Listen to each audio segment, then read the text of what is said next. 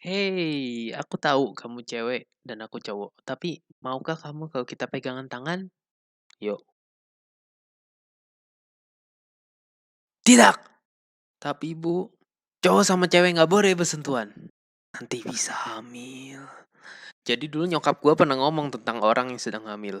Lalu sebagai anak kecil yang polos gue bertanya, Mama, bagaimana manusia bisa hamil? Jadi anak cowok dan cewek bisa bersentuhan dan saling mencintai, maka mereka akan mengandung seorang anak.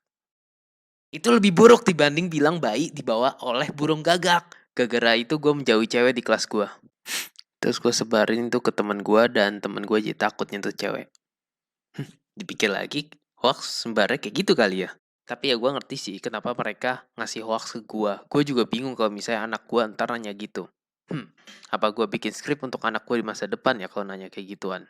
Mungkin karena orang tua kita udah sering kasih kita hoax pas kecil, inilah yang bikin kita jadi suka nyebar hoax.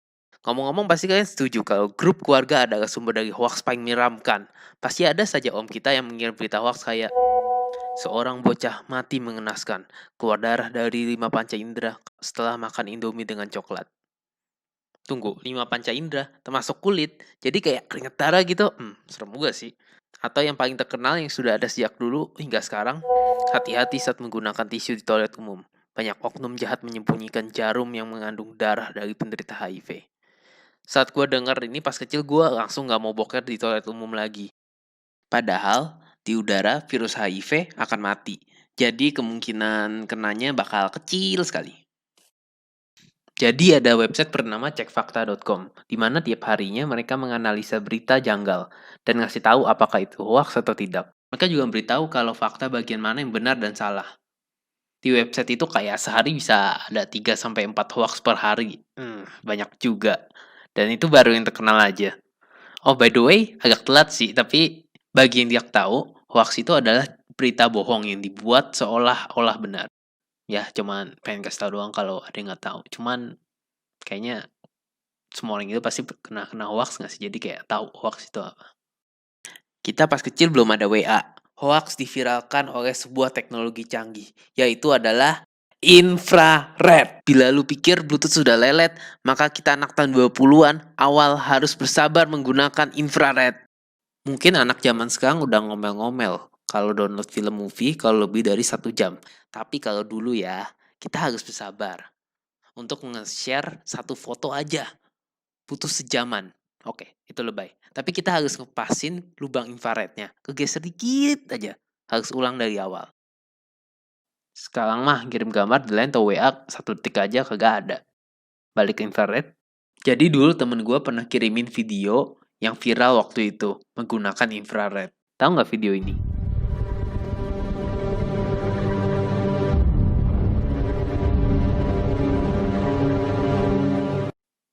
Lalu video itu ditontonkan pada gue pas masih kecil. Dan mereka mengatakan anak yang durhaka dikutuk menjadi momok yang mengerikan. Dan gue percaya.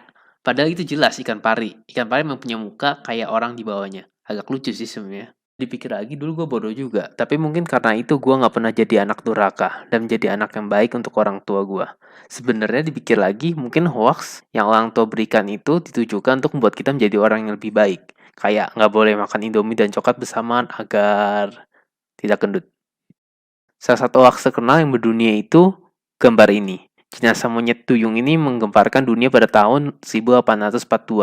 Padahal ini cuman kayak monyet dan ikan dijahit gitu doang oleh PT Barnum. Ya weh, PT Barnum yang itu. Yang kalau nonton The Greatest Showman, yang dimainin Hugh Jackman, yang karismatik dan baik, itu sebenarnya pesebar hoax terbesar di dunia. Bahkan yang bikin aja itu sebenarnya bukan si Barnumnya. Dia cuma beli monyet duyung itu dari museum yang berpikir itu duyung beneran. Ada beberapa gambar hoax lain lagi yang dulu terkenal, tapi gue tidak pernah melihatnya. Kecuali foto ini. Tapi gue nggak ketipu karena saat itu gue udah SMP dan berpikir itu hanya editan saja. Berarti gue anaknya pintar juga ya.